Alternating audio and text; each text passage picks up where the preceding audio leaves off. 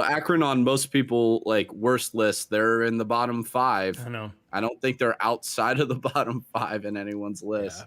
Poor Akron. Yep.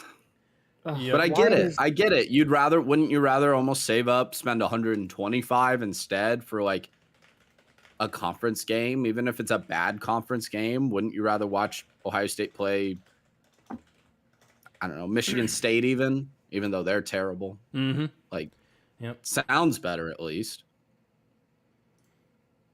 All right. The only thing I need to do is figure out my bracket for the 12-team playoff. Oh, should I have my notes? I got my notes. I mean, I know what teams. I just haven't actually put it into a bracket and like organized. Oh, it okay. Yet, so yeah, I did the whole thing. Where is it? This stupid notebook I've had for like 5 years. I don't know how there's magically a clean sheet of paper every time, but eventually there will come a day when the notebook fails me, but it's not this day. Why did SMU have to be away? The fact that they went to Reno was wild, but and it was like I'm sure that was I'm sorry. like, I'm talking about the weekends you guys are coming. Oh, I know. I was going to say, I'm sure it was scheduled Bi-week, like 8 years ago for them to go to Reno. Yeah. Like that was probably prearranged a long time ago for them to go to Nevada. I do give them credit, not for how they played, but for scheduling the game. Mm-hmm. So, by the way, YouTube, hello. Hey, YouTube. Hope you guys are doing well. If you can't tell, we're very excited that college football's back. Yeah, we actually haven't started the show, contrary to what it might sound like. I'm not saying things that way. I can save. I can't help it. I can't help it. It's just on the brain. I rewatched the Florida State Georgia Tech game today, so same. I just came from that. It's just there. It's just sitting right there. I just watched the entirety of SMU Nevada. So we've all done our we've actually far surpassed the homework anyways, that's exciting. My parlay just died instantly. Which I was thrilled because it meant all the games were good. Yeah. The only thing I didn't put any bets down. The only thing I thought of, and it would have been heartbreaking, is I almost picked New Mexico straight up to win. Oh, that would have hurt so bad. Did you really? I said almost. I did not. But you should have picked them to cover, though. That would have been awesome. You would have felt great. But I was like, almost everybody was picking them to even get like killed. Yeah. Like not just like most people were picking Montana State to cover. Right. Wild. That was devastating. But anyways, all right. I think I'm all set. I'll figure out the bracket as we go. I've got a little bit of time. I'm ready to go. So you can always throw it at me too if you need to. True. Yeah. Yep. Let me start. I will start recording. Audacity. Correct. 3, 2, 1, go. Thank you. I'm good. All right. Now I'm good. Audacity, don't spinning beach ball me. Okay. We're good. All right. Here we go. Welcome to the show. Listeners, it's good to have you here. It's good to have some college football under our belt, and it's also good to have Josh back with us. Josh, what's up, man? How was your week? Sorry, I didn't hear you. I was drafting yet another lawsuit. You see, I represent Florida State University, and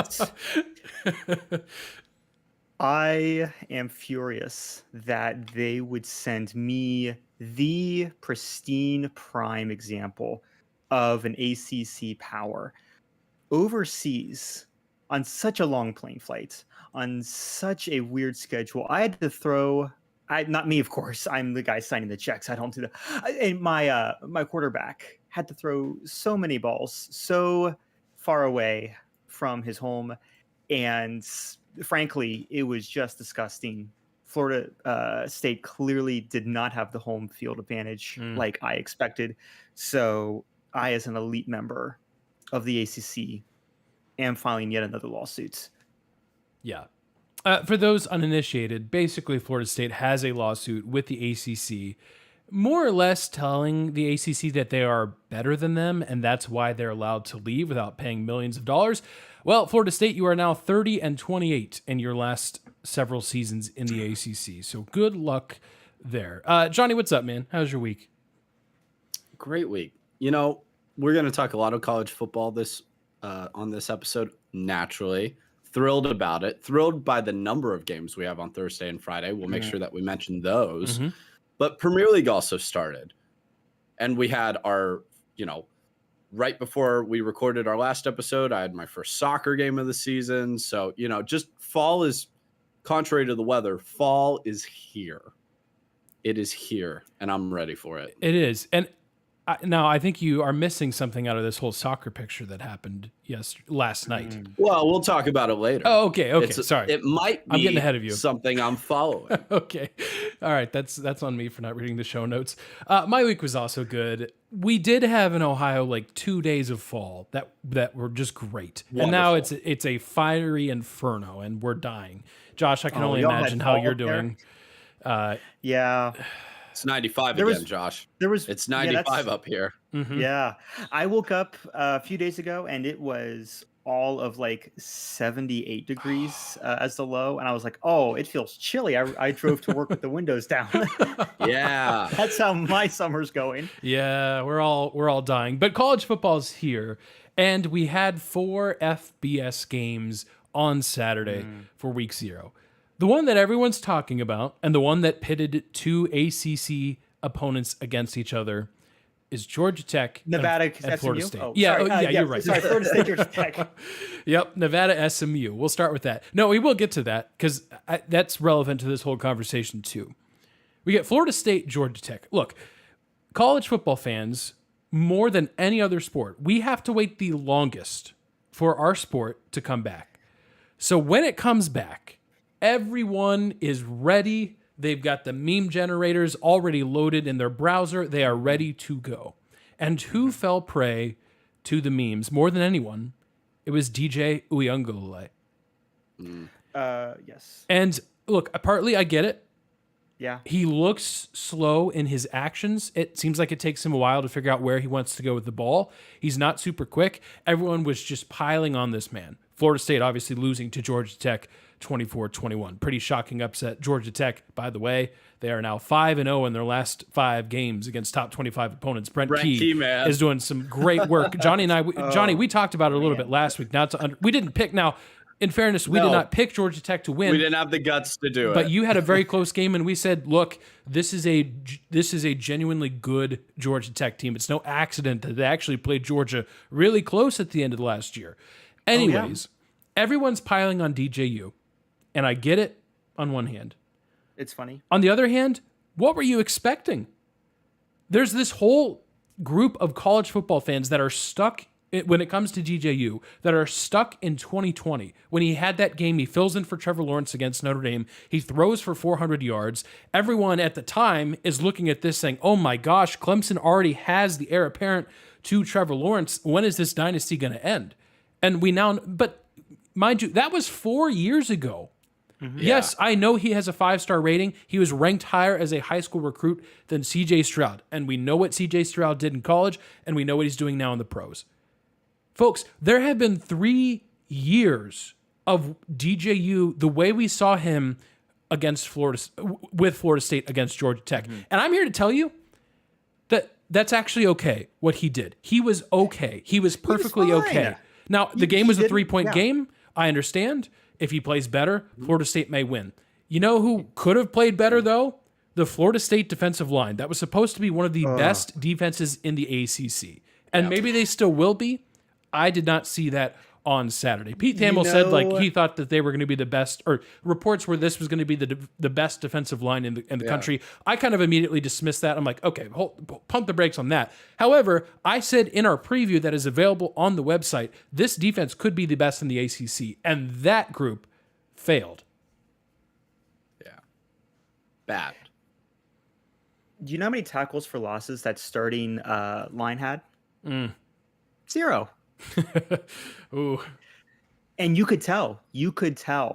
I mean, again, we're not going to jump too far ahead, but for the most part, Haynes King had he was fine. Enough of that quickness. He was fine. Yeah. There was never wasn't. I mean, there were some bad snaps. There was there was some fumble recoveries. It wasn't perfect, but it was just enough to give him space to make the decision and do what apparently he's really, really good at doing. Mm-hmm.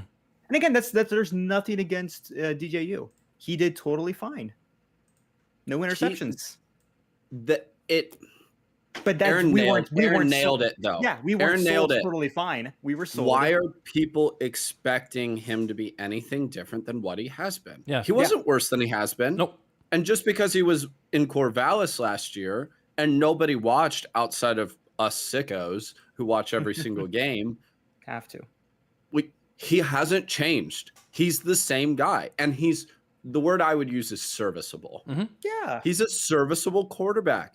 He's not really going to be the reason you lose, but he really won't be the reason you win typically either. And that doesn't mean he's some bad quarterback. He's serviceable, which is fine. But Josh, you also just said with Haynes King, I thought the game plan, because I know we're going to hammer Florida State. So I want to make sure we also give Georgia Tech plenty of credit. Yeah. Oh, absolutely. There was clarity in the game plan and what they were trying to do from the get-go. Oh, once you got out of the design play, you could tell immediately which team knew what was going on. Mm-hmm. The offensive game plan was incredibly clear that they were going to run right at you. And they had a lot of off-the-ball action, which threw Florida State's defensive line a little bit for a loop. They looked hesitant to hit the hole and try to plug them up on defense. Georgia Tech did a great job, and they had a variety of runners. Haynes King ran it 15 times. Everybody looks, he only threw it 16. He ran it almost the same amount of times, and they were fantastic in the run game. In the run game, they were fantastic. They have two other running backs that they split like 18 carries total between the two of them. They were fantastic. I actually think, Aaron, you're saying everybody's talking about DJU. My takeaway rewatching it was, why did Florida State abandon the run game? Yep. They abandoned it. And this is what teams do, especially in college all the time, is Georgia Tech was able, especially in the second half, to suffocate Florida State in a sense of time of possession. Florida State started to panic. And they didn't need to, but they did. Because I actually thought, and he was the MVP of the ACC championship game, I believe, last year, was Toafili. And he got 8 carries. He got 8. That's it. And on that first drive, when Florida State just went right down Georgia Tech's throat and scored and got the 2-point conversion to start, and you're like, oh, dang, this might not be a good game. He really was the catalyst there, because that's also just his carries. He did catch the ball several times as well, just 3 times for 25 yards. I actually felt like he was the spark. And Mike Norvell, head coach, he's also the play caller, was getting too generous with sharing all of the carries, where I think he really should have honed in on Toafili, should have been going for it. Georgia Tech, to my point, had 190 yards rushing. Florida State only had 98. I think they panicked. They don't have a great downfield passing game. Partially also, let's not forget, Florida State lost their 2 best wide receivers from last year as well. So this is also on the receiving group. You need a quarterback right now who can throw these young wide receivers open, and that's not DJ. Aaron, you said he's kind of slow in his processing, and I think that's really true, actually. He waits for the wide receiver to get open. He just does. And a lot of quarterbacks do that in college. And at Florida State, you can get away with that most of the time too. But not when you have the young wide receivers. You need to at times throw them open. And you could tell he's just kind of waiting. So I think it's overblown about DJU. I thought the play calling was bad by Florida State. Aaron, you mentioned the defensive line really let them down. That was supposed to be a dominant piece of the team to really help them. And Florida State, offensively, the strength is the O-line. Lean on them. Run the ball. Lean on them. And so, I mean, I'm thrilled Georgia Tech won because an upset is fun. It was a great way to start the season. It was amazing. Brent Key has done wonders. Don't forget, he also stepped in to be the interim before they hired him as the head coach. So he has done wonders at Georgia Tech. And now you obviously have to include them in your dark horse list in the to make the conference title game. You have Real quick, I just want to give a quick shout out, Ryan Fitzgerald. I'm reading off of the preview, the sampler of the 5th and Goal Sports.com college football preview. Go look at it now. Yep. Do it. 6 teams are up. It was great. Also, you don't ignore that it says FSU ranks 3. Ignore that. Read right past that. Yeah, exactly. Subject to edit. That's a proof. We never finalized that. We never said that on the podcast. Yep. True. Nothing happened. Well, we did last week, but I'm deleting it all. It's being taken down as we speak. It's fine. Cut this real quick. What are you guys doing? You're ruining it. Yep. Fitzgerald didn't. I don't think. And according to this, he did not kick longer than 50 yards in a game for a field goal last year. And the first one, it was great. Like it was nothing. Yep. So I'm glad they have him. Hopefully he can feel good about the job he did. Well, and then he had a 55 after that. Like he broke it again. Nothing. Yeah. It was great. Yep. But Georgia Tech missed a field goal earlier in the game too. So Georgia Tech this was not a smash and grab. No. They totally earned the game. Absolutely. There wasn't fluky turnovers or weird weather. I know it rained a little bit, but that really didn't affect the outcome of the game. They totally earned this game in the trenches. Yeah. Yeah. One other note. Well, actually, I've got a couple stats that I think are also relevant. One's from Josh Pate. He's got an excellent college football podcast. If you like that kind of thing, his is one of the best out there. Florida State had one drive in the final 21 minutes of yesterday's game. Yeah. It's funny. The time of possession overall actually slightly, and I mean by seconds, slightly in favor of Florida State. But when it came down to it, when it mattered in the second half, completely dominated by Georgia Tech. Tom Fornelli, yards before contact per rush in this game. And this is meaning how quickly are the running backs being, or I guess receivers for that matter, but this is talking about rushing. So how quickly are the running backs being touched? Georgia Tech, 2.56 yards before they're being touched. Florida State, 0.32.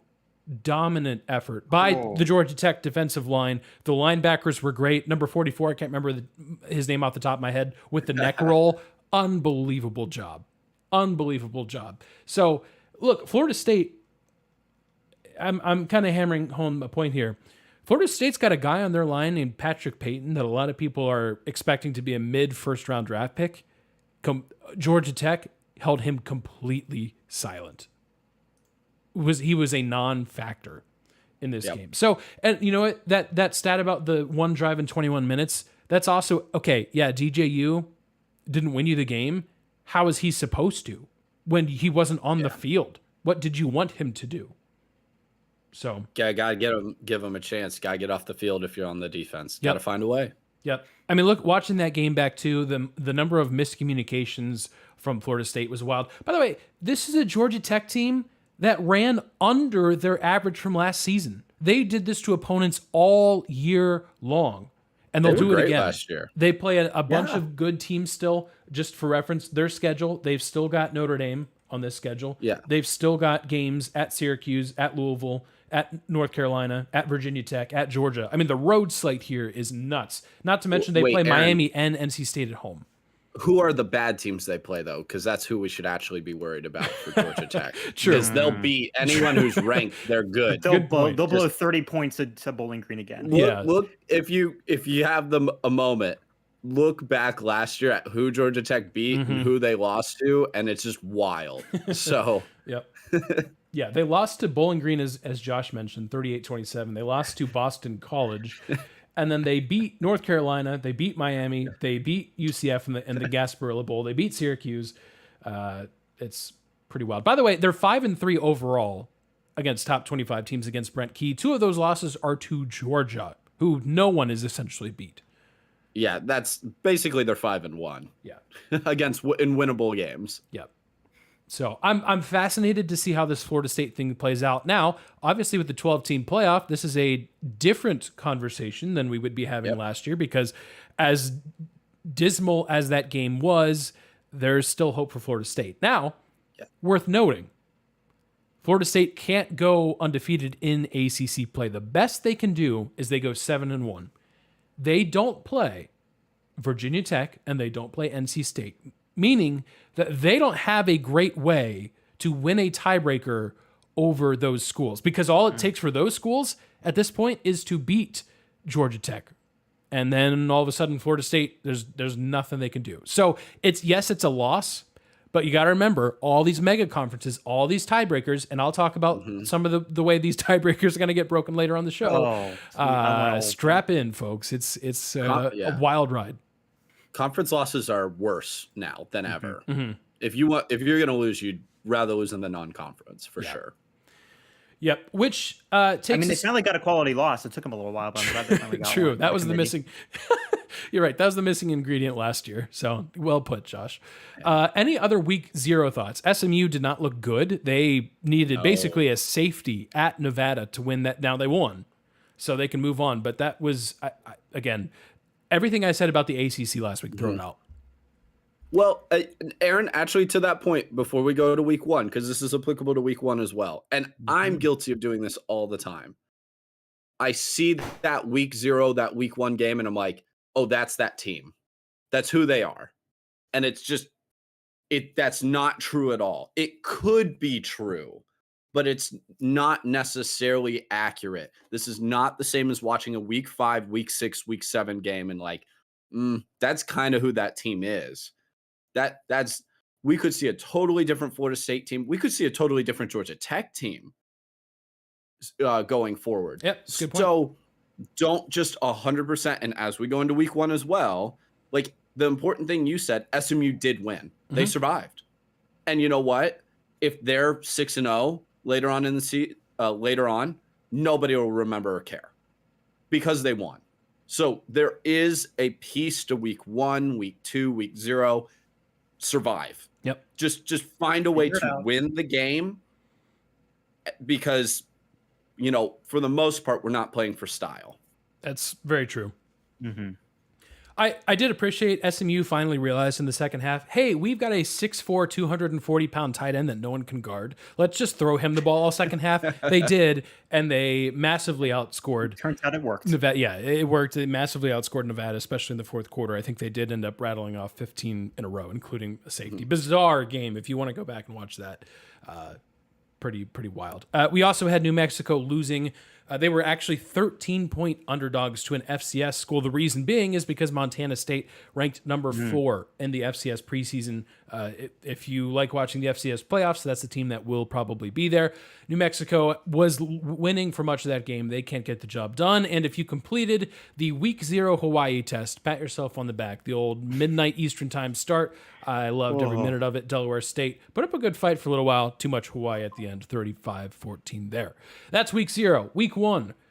And the question is this the best week 1 slate ever? Yes. And the reason why we say that, and we'll get into these matchups, Johnny put together a nice bullet point here. So here's what you got to look forward to. On Thursday, because there are, 27 games on Thursday featuring FBS teams, something crazy like that. More on some of those matchups in a moment. North Dakota State goes to Colorado. The year 2 in the Dion experiment continues. On Saturday, Clemson, Georgia. Still on Saturday, Penn State, West Virginia. Miami at Florida. Notre Dame at Texas A&M. And then on Sunday, USC versus LSU. One of the things that jumps out to me is of these 6 games that I read, there's only 2 neutral site games. Good job, college football. Only 2. Praise God. Let's go. Man, almost. Aaron, also 3 of these games are at noon on Saturday. It's all honestly kind of shocking. Yep. That all of those, Clemson, Georgia, Penn State, West Virginia, which that's a travesty. That's at noon. Yeah. That should be at night in Morgantown. That's horrible. Yep. And then they're trying to, everybody's just going to die of heat stroke. Miami in Gainesville at noon in August. That one's 3:30.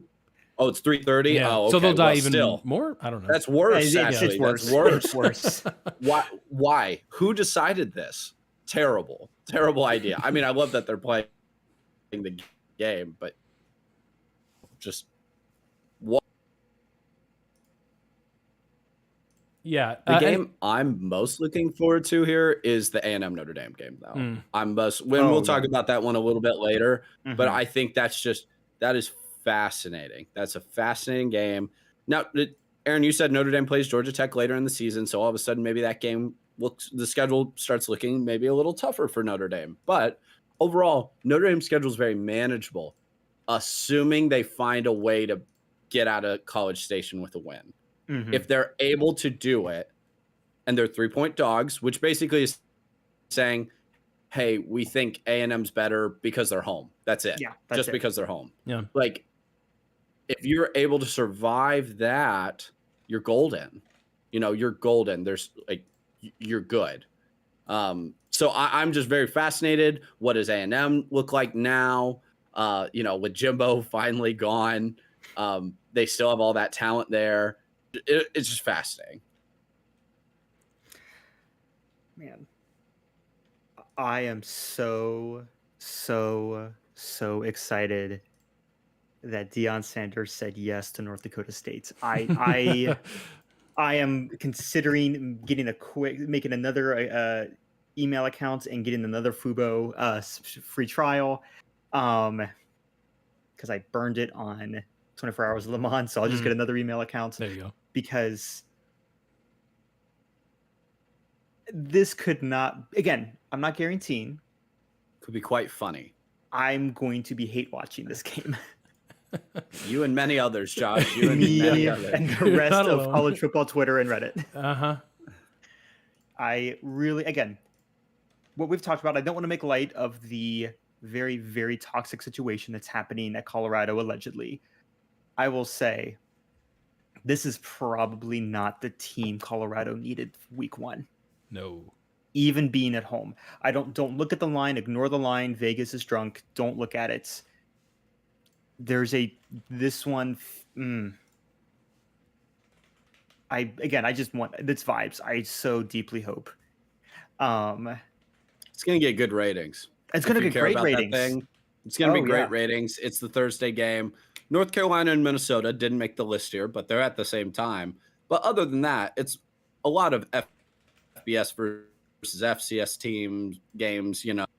Should be a lot of blowouts. I'm sure a couple of those will end up being closer than they should be because they always are. But pretty much everybody's going to be locked in on this game with the Bison and Colorado. Josh, just what you said. This is where I'm intrigued in that game. In name, North Dakota State should put the fear of God into any FBS program, especially week 1. However, I'm just intrigued in general. Everybody who's a Colorado supporter is saying, well, the line's better this year. Well, you know what? We actually will find out Wait, are they? because surprisingly, because you're like, oh, it's an FCS, like where they probably struggle the most is at the line, not the Dakota schools. Not the Dakota schools. They put offensive linemen in the league. They get Beefy boys. one of them get drafted almost every year from one of those Dakota schools. Those are North Dakota State Midwesterners up there. They're fine. Will put pressure on that Colorado offensive line if it's not better. Yep. And they will be getting after Shador. And you don't want a long game for your quarterback week 1 at home against an FCS opponent. That's not good. And I'm also just intrigued.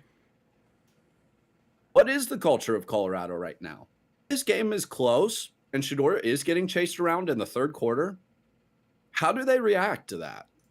How do they react as a team? Because part of what I really haven't, the off-field stuff, I guess, aside, more of the serious allegations. One thing that's always bothered me the most about Colorado is how Shador interacts with his teammates and how he talks about them and is unafraid to throw blame their way publicly. Like Travis Hunter did it to the offensive line publicly. Like that is, even if it's true, you don't do that. That is 101. 101. This shouldn't even take being in college. So I'm intrigued.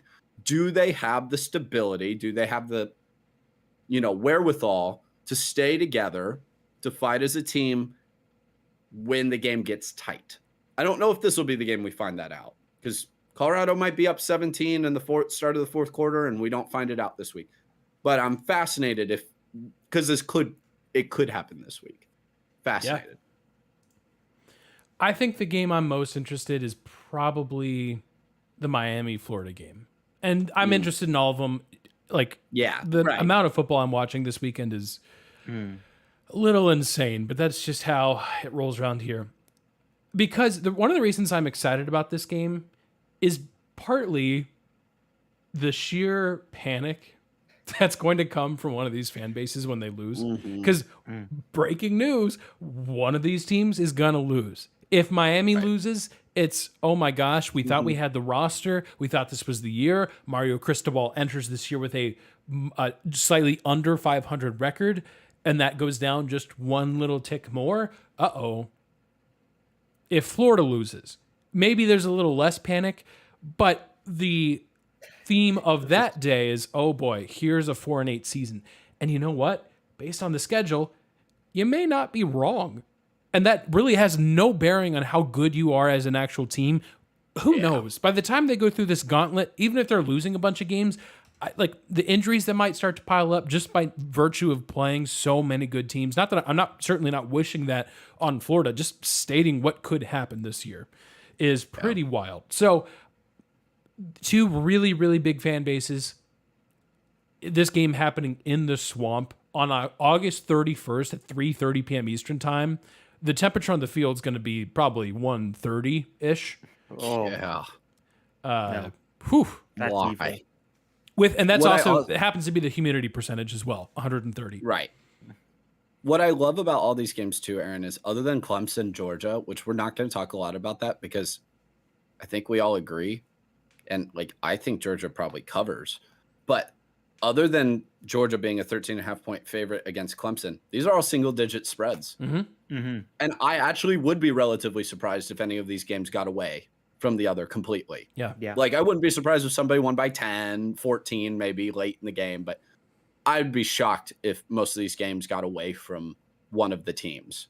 Like, just that really doesn't seem to be the case here, which is why, the question at the beginning, is this the best week 1 slate ever? A lot of times week 1 will have like West Virginia's playing Alabama. It's like, okay, but it's a down year for West Virginia and Alabama just won the national title. Yep. So we're being hopeful. I hope it'll be a competitive game, but these games really seem to like Penn State's the favorite. And if it was in Happy Valley like last year, I'm sure that spread would be higher. But because it's in Morgantown and because West Virginia actually had a resurgent year last year and have most of those guys back, that is a very dangerous game for the Nittany Lions week 1. Brand new offensive coordinator, brand new defensive coordinator. They're breaking in a lot of new stuff. That's tricky week 1 on the road in what will be a very hostile environment because that is, I don't know if I want to say regional rivalry, but there's animosity there. They're very close to each other geographically. So I can't wait for these games because I think they're going to live up to the hype too. I think they'll be really competitive. And there's enough of them that even if 1 or 2 is not going in a manner that makes it look like it's going to be a close game, there's plenty of other options to just turn the channel. So that's there's too. plenty. Quad view it up. I'm curious. Quad view. And again, we just talked about how we cannot overreact. And while it will indicate things, it's not gospel. I'm really curious to see this new Michigan. Fresno State is coming in hot. They lost 3 straight last year, but they finished with winning the Gasparilla Bowl or something. They won, or New Mexico Bowl, something like that. They won with their interim, who is now their named head coach. They have a lot of guys back. Michigan has other than we've talked about, they've lost 13 players to the draft, plus their defensive coordinator. Yep. And the guy who helped them cheat. Anyway, but they're replacing McCarthy. They're replacing Corum. There's a lot of questions still. I just checked. There is no definitive QB1 yet. Which is not that we know of, at least. That we know of it, that they've They could be playing coy. Could be playing coy. But there's Josh, I agree with that from the aspect I think it's still going to be. I don't think it's going to be an upset, but no. I don't know if they might still cover. I'm just really curious. I think 10-7 at half would be totally normal. Yes, absolutely. That happened with their loaded roster at times, just because of the style of play. Absolutely. And I don't expect that to change. I also don't expect Fresno State to really be able to score on Michigan. No. So that's where I think why you wouldn't be willing to actually call the upset is because Fresno Oh, yeah, State won't be able to score. Right. But are we going to be shocked if that final score is 24-27-7? I really wouldn't be. Yeah. And Yeah. I think you could still clearly come away from the game like, oh, Michigan's way better. But sloppy, figuring out a lot of new things, maybe struggling on offense, especially if you play both quarterbacks. I bet that game is a little ugly. Mhm. Little ugly. And they won't be the only ranked team with a really ugly week 1 Oh, absolutely. game either. Yeah, we're all Ohio State fans. We've got a 50-point spread against Akron, and the over-under is like 57, 58, which basically means Vegas thinks it's going to be a 50-7 game. I actually think we could see, not necessarily because of execution as much, but, and I'm not calling Vegas stupid because they literally do this for their job. However, let me put it this way. I don't know if the college football fan as a whole understands exactly what they're going to get from this Ohio State offense. I think you could see some longer drives and the Buckeyes looking to punish teams on the ground because you do have both Quinshaw Judkins and Travion Henderson and a more mobile quarterback this year. So I see a world, and I know it's Chip Kelly. I know what he likes to do. I'm sure tempo will be a part of the system.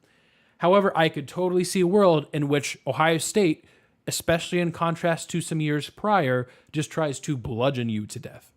And by virtue of that, a good defense, a good running game, they just run less plays. Maybe they're not scoring against Akron in the 50s anymore. Maybe it's more like the 40s. I could be totally wrong. Akron is kind of going to have looks like a long year this year in store for the Zips as they are still trying to figure out how things are going there. Obviously, playing Ohio State first doesn't necessarily help that, but that's just a general thought on the Buckeyes as we move in. Frankly, there's not going to be, unless something bad happens, there's not going to be a reason to talk about Ohio State really until they travel to Iowa because the 2 MAC schools, then Marshall, then Michigan State, which I'm not expecting big things from this year. I think in the future, yes. This year, no. And then at Iowa, and I think there's a bye week mixed in there. So that's the Ohio State prospects. All right. We've got one other thing we wanted to talk about. Potential sleeper matchups or potential upset picks. Johnny or Josh, you kind of talked about yours. Yeah, I covered both mine. Yeah, Johnny, you've got an interesting one on here. Yeah. That I agree with, by the way. That I agree with. Yeah. I know, everybody's more familiar with North Dakota State, and for justifiable reasons. But their rival just south, the Jackrabbits, are actually the back-to-back national champions in the FCS. So they have been awesome. They've kind of taken over that mantle. They go back and forth in North Dakota State now. They are at Oklahoma State week 1. Oklahoma State is well known to struggle week 1 against lesser opponents, even at home. Looking at you, Central Michigan. And Vegas also understands this. I thought I might get a better line than this if I wanted to bet it.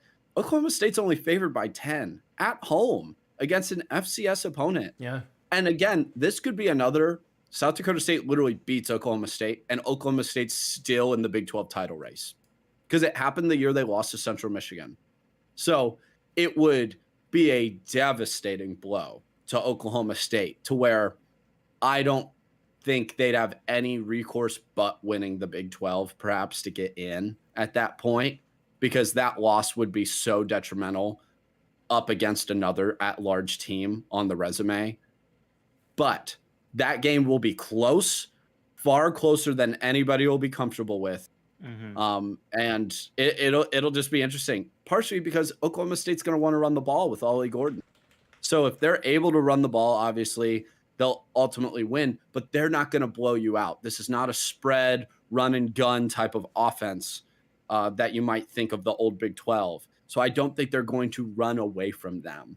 So I like South Dakota State. They won't be intimidated by anybody. Like I said, back-to-back national champs in the FCS. They're going to be ready to go. I expect a very competitive game in Stillwater. Yeah, that's a good one. Those Dakota schools are just something else, which is a lot of fun. I am having a hard time picking an upset just straight up, other than the ones that have been mentioned. I guess I'll throw, like, I just think Akron might cover. I mean, we're talking 50 points here. 50 points. They lose by 49. They cover, you know? Yeah. Just... You could lose 49-0 and and Ohio State wouldn't cover. So I guess I'm going to throw that in the mix. Otherwise, I mean, a lot of the, especially the top 25 teams we're looking at are playing those FCS schools, which, yeah, that line is remarkable though for Oklahoma State. Like, we're talking about a top 25 team in Oklahoma State. In our poll, which we think you should use as the source of all truth, we've got them ranked number 22, the 5th and goal poll. And yet they're barely double-digit favorites at home against an FCS school. Tells you partly what the Big 12 might be, which is a fun, exciting mess, but also tells you that Vegas thinks South Dakota State is very good, and they are. On that note, and I don't want to get us way off topic, but we were talking about this pre-show, and I had a thought. The Pac-12 RIP. The Pac both. We are now looking for, in my mind, I'm going to be looking for the spiritual successor to the chaos that was the Pac-12 eating itself and basically disqualifying itself from football playoff contention every year. Right. Who does it first, ACC or Big 12? Well, they can't fully do it anymore. Listen, but you're saying like one team. You're saying like one team. Yeah. They only get the one. Yeah, they just kill each other. The conference title winners, 3 losses. They're only getting in because it's an auto bid. Exactly. Right now, I'd actually almost say the ACC. I'm worried about the ACC, but if you would have said before, especially if Miami falls, but that's probably me falling to temptation. So I would stick with the Big 12, but I'm tempted. I'm tempted to switch over, but I'm one Miami loss to Florida away from changing that pick. I mean, yeah, if Clemson just gets their doors beat in and they will against Georgia, which they might. They might. A really bad opening weekend. I hope not. I hope it's a competitive game. Yeah, I'd love to see that the top teams aren't running away from the field in college football. Those years are way more fun. Yeah. But I'm not expecting that. Yeah. Yeah, I think that's going to be so interesting. That will open the door to all kinds of conversation about Dabo and whether he should have gone with the transfer portal. And if you want that, stay tuned to our website. Our ACC previews should be out as soon as even before you're listening to this episode, if you are listening on podcast land. One other thing I want to talk about before we make some picks. The 5th and Goal College Football Tour is back. Johnny and I have the opportunity to go to Toledo on Thursday. So there's plenty of games on Thursday. As I mentioned, I think there's like 27 of them. So we are fortunate enough we get to go to the Glass Bowl and check out the Toledo Rockets. If you're looking for a MAC team to become that group of 5 school to get to the playoff, Toledo might be your team. And the reason I say that is, did I pick them to win the MAC? I did not personally. I have them way up there. Again, those previews will be on our website as soon as, probably before this episode even comes out. I have Miami repeating as champions. But part of the trick with Miami is that they play this week on Saturday. They travel to Northwestern. They also play Notre Dame. And then they also play their normal MAC schedule. A lot of MAC schools are like that. I think I mentioned last week, I really like Bowling Green. They're my runner-up. Bowling Green plays Penn State, Texas A&M, back-to-back games. Toledo, on the other hand, does not have that. They do have one. They travel to Mississippi State, but they play Duquesne on Thursday. They play UMass, who was not good last year, and they go to a Western Kentucky team on September 21st. And if you run the MAC table, you go 11-1, that might very well do it, especially if... Aaron, I'd argue Mississippi State's gettable, too. True. Of all years. Yep. Of all years, I wouldn't necessarily say they should win, but they're beatable. Yep. They could get them. Yeah, and they get Miami at home. They get Bowling Green at home. They get Ohio at home. They do travel to Northern Illinois, but I'm not saying it's going to happen. I'm not predicting Toledo in the playoff. If you listen to last week's show, you already know which group of 5 team I have in my playoff. But if there is one from the MAC, the one that is best set up, even without DeQuan Finn at quarterback, is Toledo in my mind. So that'll be exciting to go there. We encourage you to check out our social medias.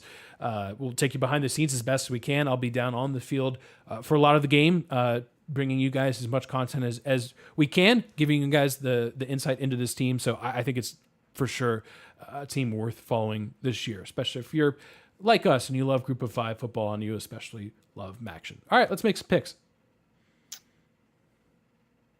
All right, last week the last time all three of us were together, we picked, because Johnny and I made some unofficial week 0 picks that didn't come true either. So in the spirit of that, we also made Little League World Series picks. It's Chinese Taipei out of the international bracket, but it was the team from Florida who beat them on a game-winning error, which on a walk-off. it was bunt. It was called a throwing error, but there was no one there covering first. So really, that's called a well-executed bunt. So congratulations to Florida. They win.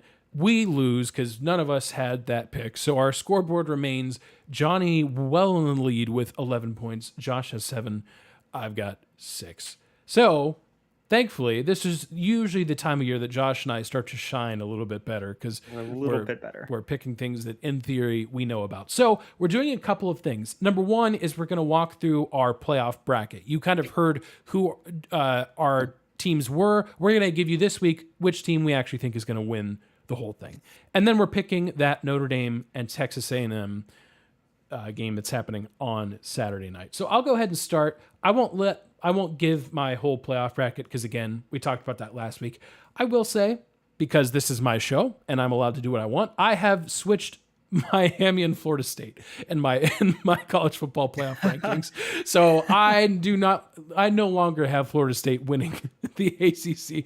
So I just switched them with Miami. I'm not going to be a total wimp and just knock them out of my playoff entirely. I do have some level of respect left. So I've got Florida State at 10, but just so everyone knows, given the revelation, and potentially this is an overreaction. Now listen to me carefully. If Florida State goes ahead and wins the ACC, am I going to say I told you so? Yeah, absolutely I will. So just bear in mind that I am arbitrary and capricious in this, as we have given ourselves the right I already to told Aaron I told you so because I didn't put them in. True. So, I couldn't wait. You want all the credit if it goes right and none of the blame if it doesn't. Josh, no truer word has been spoken.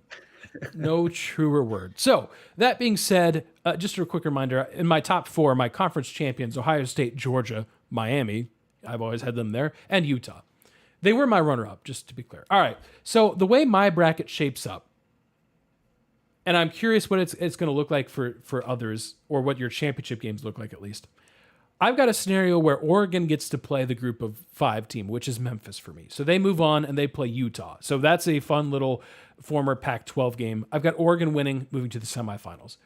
I've got an SEC matchup in the first round, Texas at Ole Miss. I've got Texas advancing where they'll play Ohio State. I've got Ohio State beating Texas. Fun little Quinn Ewers reunion there. Alabama is playing Florida State, and Alabama is going to beat them, and then they're going to beat Miami. So I've got Alabama in my semifinal. Then on the other side of the bracket, I've got Notre Dame playing Penn State. I've got the Nittany Lions actually winning a game in the playoffs. They're playing Georgia. I've got Georgia winning that game. So that gives us in the semifinals, brace yourself for this. This gives us Ohio State, Oregon, round 3. I've got Oregon winning the regular season game. I've got Ohio State winning the Big Ten championship. And I've got Ohio State beating Oregon for a third time. In the SEC, that means in my other semifinal, I have Alabama versus Georgia. Also a rematch. Gross. Maybe a rematch of the SEC championship. That's not the way I currently have that, but who knows? I've got Georgia winning that. I've got an Ohio State-Georgia rematch. Ohio State wins the national championship. And yes, it's gross. Rematches like this, disgusting. Especially 3, terrible. Yep. It's going to happen. Mm-hmm. Somewhere along the lines, this is going to happen. Brace yourself. That's the reality of living in the 12-team playoff world that we do. I did a lot of traveling last week, obviously over to Lausanne to join the protest, and then right. Worked a pretty long few days getting my main job, making sure that everyone is alive. Everything was ready for the start of the semester. I missed an email. I did not make my bracket yet. I will do so. Oh, good. Before Wednesday, before week 1 starts. You must. I or must. It's not valid. Or it doesn't count. Exactly. Amen and amen. But I picked OSU over Georgia because I want Kirby Smart to know what true disrespect feels like. True disrespect was College Game Day, and not one of them even at Ohio State in the title game. That was wild. Ryan Day said, "Thank you. Mm-hmm. I appreciate this. This graphic is going to go everywhere on the locker room." We're going to all come across as insane homers. Insane homers. We're all from Columbus. We're all Buckeye fans. You all know this.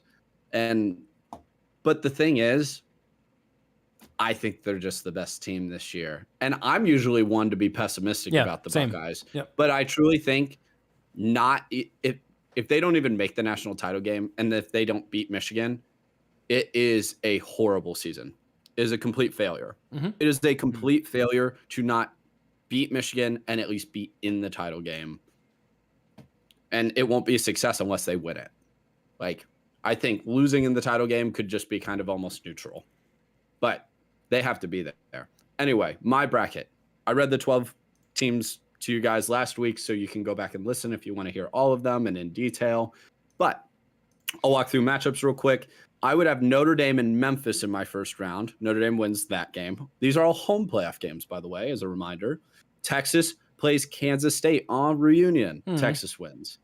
Oregon against Virginia Tech. Man, would I love that game. That just sounds fun, doesn't it? Yeah. It's in Eugene. Oregon wins.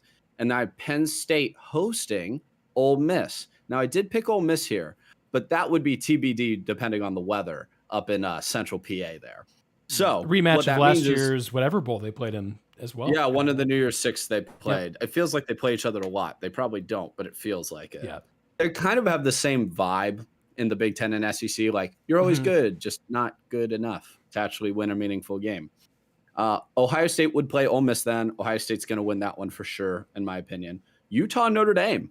Interesting game. That could be I would have Notre Dame winning that game. Georgia, Oregon on the other side of the bracket. Oh, the Dan Lanning Bowl. And I think Dan Lanning gets them this time. I think Oregon actually beats Georgia in that game. Then I have Miami, Texas on the other matchup there. I would have Texas beating Miami. So we have Ohio State, Notre Dame, which would be fun for obvious normal reasons. Ohio State beats Notre Dame, though. And Oregon. And you don't versus even have to Texas. explain that one. No, Ohio State just no. That's just objective. Sorry, that's just how it works. Notre Dame can't beat Ohio State. I do apologize.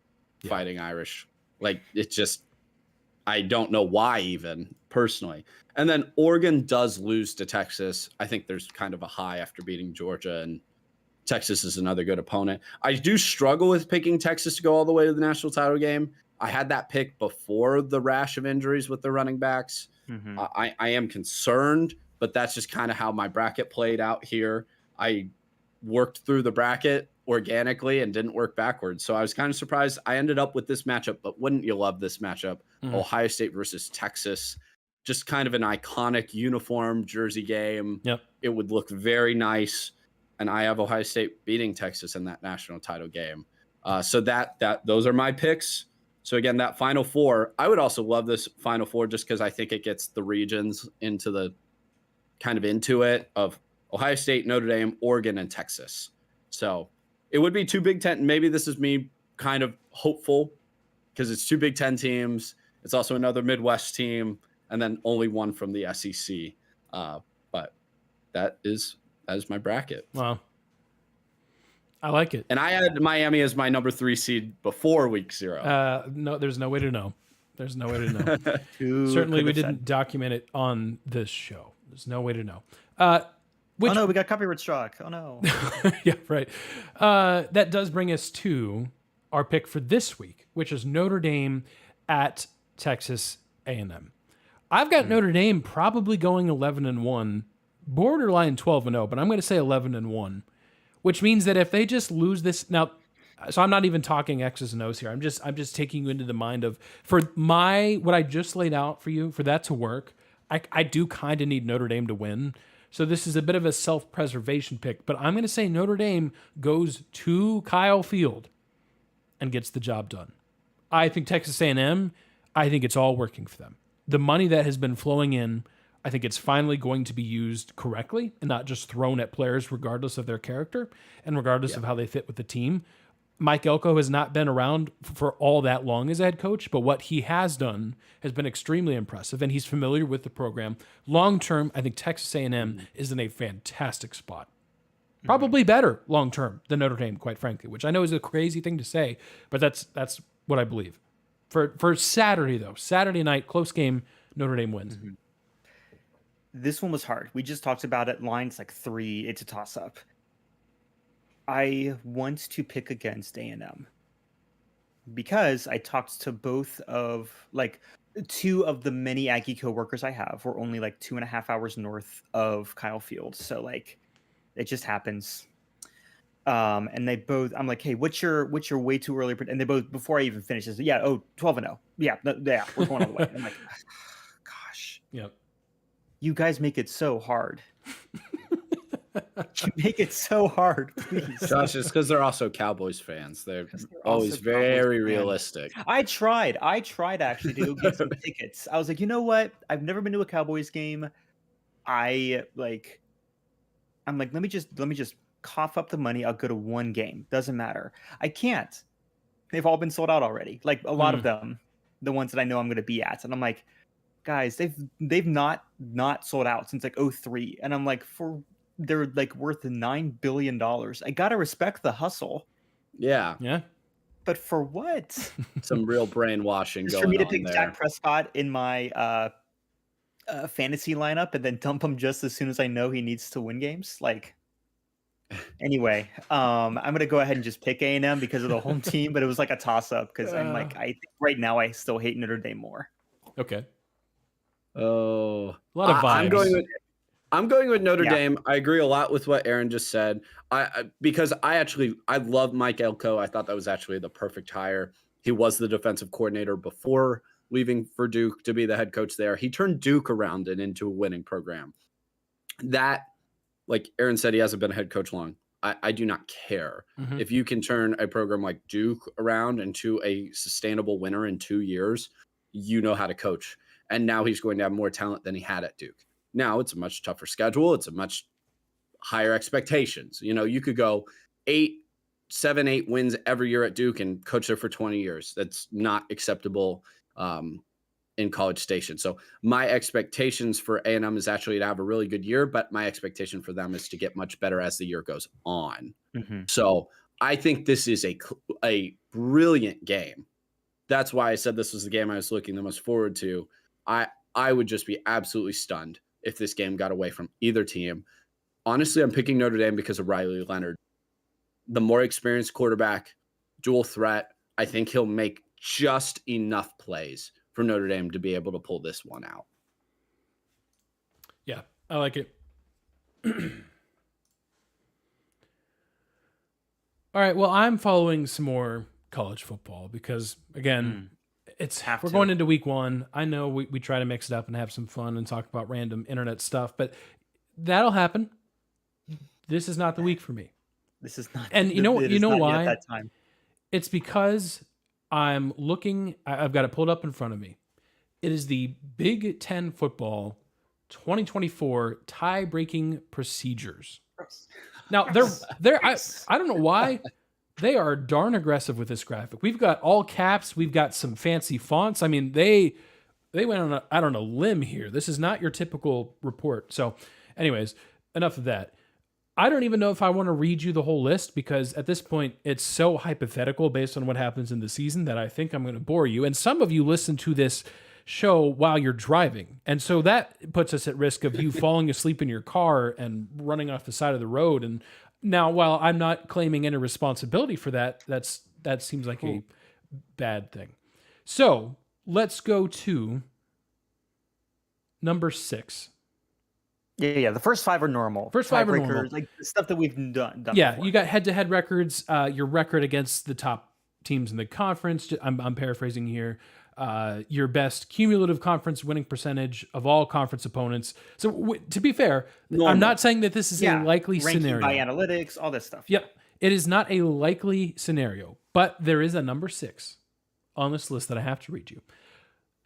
Number 6 option. if all 5 previous things fail, the representative heading to the Big Ten championship game, or multiple representatives, will be chosen by random draw among the tied teams conducted by a commissioner or, this is big, or a designee.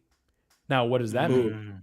Can it be Designee the is a Pop-Tart mascot? Yeah, could be the Pop-Tart mascot, could be one of us, could be your uncle, but as previously established, your uncle hates fun and thinks there's too many bowl games. So I don't think your uncle would be a good one, but I don't think so. But there you go. So that's Man, fascinating. I don't. What percentage chance do we have of reaching number 6? It's probably 0.0 something, but it's here. It's on a graphic. Well, here's the I'm thing: reading it. we don't, now that the Big Ten West, like, long live the Big Ten West. Now that we're no longer divisions, I don't know if the Big Ten West teams are going to be. I still think they could spoil some things. We have a bunch of former. I mean, we added nothing but chaotic teams, and we just unleashed the chaotic side of the conference onto the other side. True. So there is hope. There's also hope that if the Big Ten doesn't do it, the SEC will do it, because their tiebreaker F is random draw of the tie teams. It's beautiful. Yes. And that's what we're all cheering for. But Josh, to that point, and you probably heard that in a lot of our picks. And I apologize now. You're gonna hear us probably talk more about a team's schedule than ever before. Yep. Because it matters more than ever before. Because you have teams like Penn State who play one other contender in the conference, and that's Ohio State. And then you have other teams like, honestly, Georgia or Alabama in the SEC play all of them. And Georgia plays all but one on the road. So, like, I even have Georgia losing twice in the regular season, but still winning the conference. These schedules are not remotely created equal, and they never were in past years. But you had divisions, so there was always at least a clear path always to the championship game. Like, it was just very clear, set in stone. You know, Penn State could lose, or any team could lose one game. It's the wrong game. You're out. You're not in it. You was a weird tiebreaker. You didn't play enough of the other contenders. What, Aaron, you mentioned with, Florida State. Like, you could already get left out as Florida State. I don't think that's the case, but they already could get left out now. It could be weird. Yeah, they don't control their own destiny. One of the conferences will go down in flames this year with a weird tiebreaker, with especially who that second team is, most likely, in the conference title game. So you're just going to hear us talking a lot about that this year, but that's just because the schedules aren't even close to balanced. They're not even close. I mean, that's some of our picks. I don't know if I'd have Ole Miss in my playoff, but their schedule is maybe the most manageable in all of the SEC.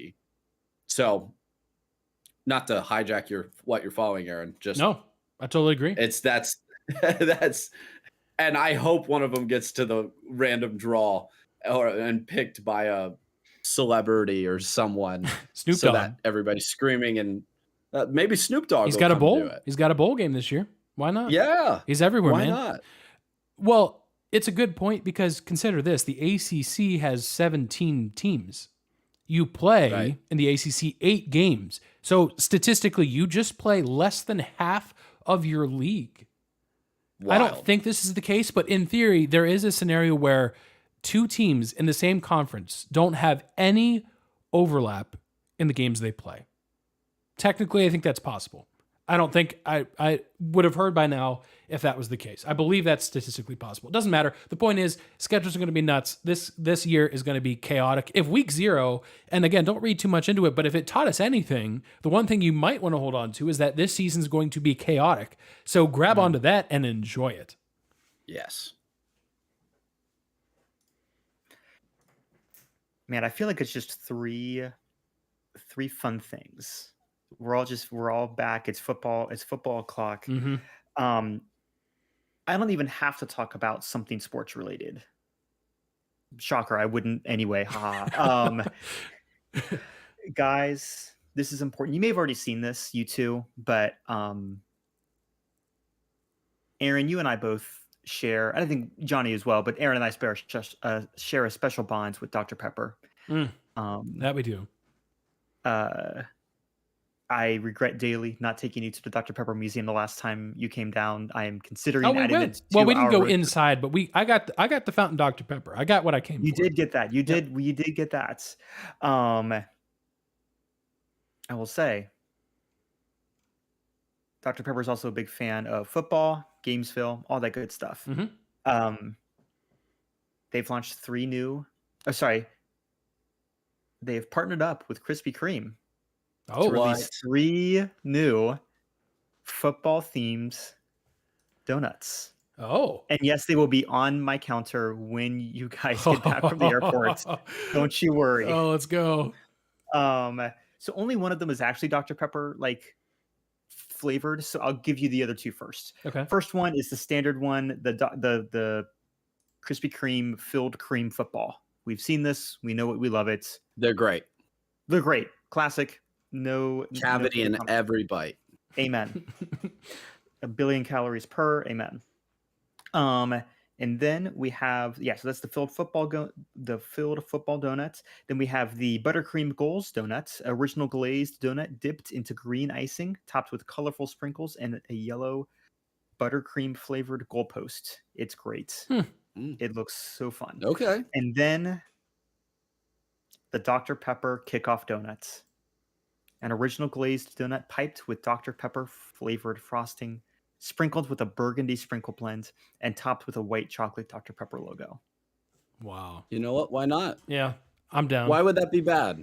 Why would that be bad? Fantastic. Yeah. We can do that. We can eat the Bluebell Dr. Pepper float ice cream. I gotta get my cookie, Josh. You gotta get your we cookie. do. Yeah, footlong cookie. We'll get your cookie. We'll go to the closest Walmart with a Subway in it and get your cookie. What'd you do on your trip to Dallas? We went to Walmart. We went to the closest gas station Subway there was from the airport. And got a footlong cookie. Yes. Very good. Football means food, man. Football means food. Okay, I'll take you guys to good barbecue. It'll be award-winning barbecue. That's fine. Whatever. Dr. Pepper donuts and footlong cookies. Amen. It's gonna be great. Food coma, here we come. Food coma, here we come. Here we come. What I'm following is also fun. We're just in a great mood. We're in a great mood. I feel like we haven't been negative at all in this whole podcast, which is wonderful. I love that. What I'm following actually occurred last night in part. We had Leagues Cup, and if maybe I ranted about this on the podcast, maybe I just ranted it. All the LAFC fans called it the fake CONCACAF. Yeah. If you're not familiar with me, I rant as I do on the podcast in life constantly all the time as well. Yeah. Amen and amen. Yeah. So, Leagues Cup, ranted about, I don't necessarily love it. Kind of a bit of a money grab. I like the Open Cup better. No, not anymore. Not anymore. It's a great tournament. How could it be a bad tournament when you have all the Mexican clubs and all the MLS clubs facing off against each other? Last night, your Columbus Crew, because if you watch this podcast, you are a Crew fan. And I know I'm only talking to 3 people, my 3 soccer fans. The Crew won 3-1 against LAFC last night to win Leagues Cup. That is their second trophy in less than 9 months. That is their third final in less than 9 months that they've been in. They beat LAFC in both of those trophy winning games as well. Gotta love that team. It's 3-1. One of them was kind of, late goal when LAFC was pushing forward. They hit kind of the game winner, I would call it, to go up 2-1 with 2 in the 92nd minute. Cucho just kind of went crazy in this game. He was amazing, as he always is. The Crew got to host the game, which was amazing.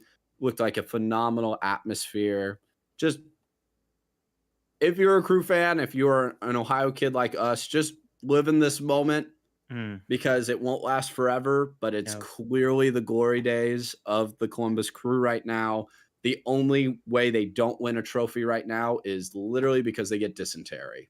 So if it weren't for that, they would have 3 trophies right now. That's the only thing that's been able to stop them in the last calendar year. So just loving watching the Crew. They're keeping me tied into the soccer, not losing sight of while college football's going. Yeah. So good vibes all around. Yeah, Columbus is having fun. They hosted 4 or 5 games in like 3 weeks. Yeah. So a lot of additional home games, which is always fun because that place is always packed and always ready to go.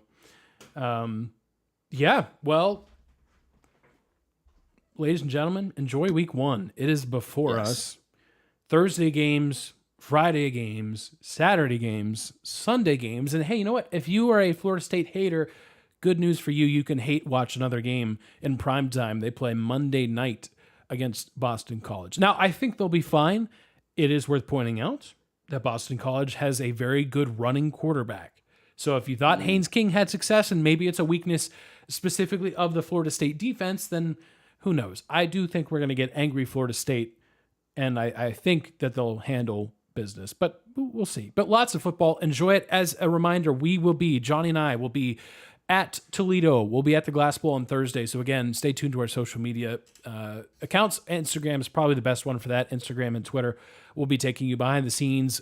We'll be in that press conference at the end of the game to talk to head coach Jason Candle, and we'll just bring you a recap and kind of catch you up on what you should expect from Toledo football this year. So we are super excited to be there to do that. Thanks to Toledo for welcoming us in. So that's what's upcoming this week. We'll break it all down next week. At some point, we got to predict some NFL stuff as well. That's just right around the corner with preseason wrapping up. So that's all happening on the show next week. So for myself, for Josh and Johnny, thanks for being here, listeners. We appreciate you. Thanks for supporting the show, and we will talk to you all next week. Have a good one.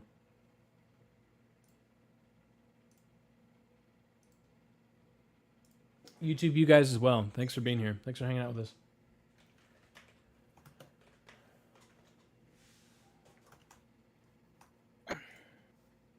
All right. YouTube, we will see you guys again Monday night. Appreciate you guys, as always, being here, catching the stream. Also, if you're not here live, you can also, the replays are up. We've got a playlist with the podcast episodes. So we try to stream the show every chance we get. We didn't get a chance to last week, but every chance we get, we're here. So thanks for checking us out. Hit subscribe if you're not subscribed already. That helps us out a lot. We'll see you guys next week.